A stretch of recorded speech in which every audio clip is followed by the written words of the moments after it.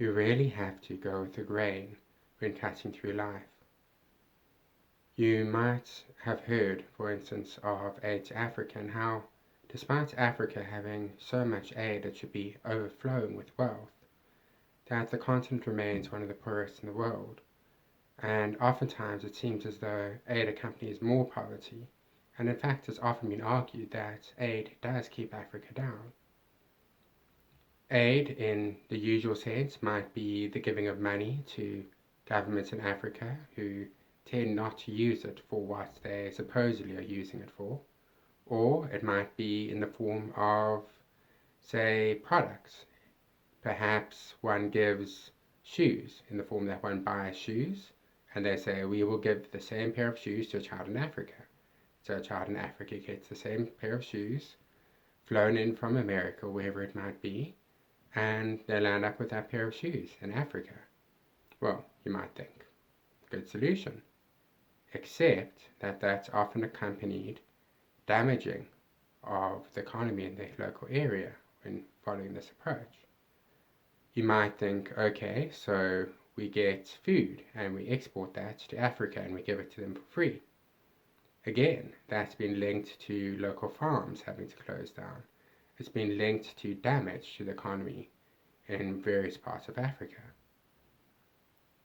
The concept which you might be looking for, the concept of cutting with the grain, is to look on the ground where you want to do something, to look at the place where it is. This is where, oddly enough, the sort of savior complex people who will fly into Africa and build houses and take photographs with local children are in fact doing something more than a lot of other attempts at charity are, because they're actually able to see on the ground that the money is being spent in the way it is, their labor is being used in the way it is, and they're actually doing real good on the ground in a way which is localized and which is there. They might also take photographs and make a big thing about it, but in the real sense of helping, that often is help, but it's not quite help at the level of help where you'd want it to be.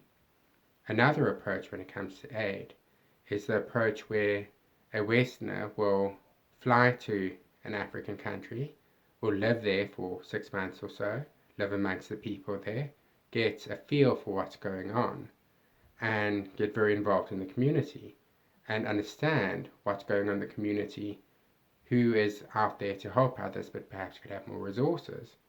And so after about 6 months, get in touch with a specific person and get them to be your person on the ground to build things up and to create programs.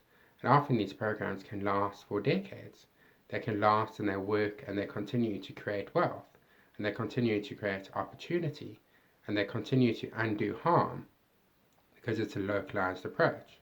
Another localized approach that some specific larger charity organizations use is if they are giving food aid to a country, they will often buy that same food aid from that country. They will buy it from the local farmers and then give it to other people within the area so that they're not disrupting or damaging the economy, and so that the farmers could reinvest in the land and perhaps employ people and so forth. So it creates a real sort of effect on the country involved and on the community involved.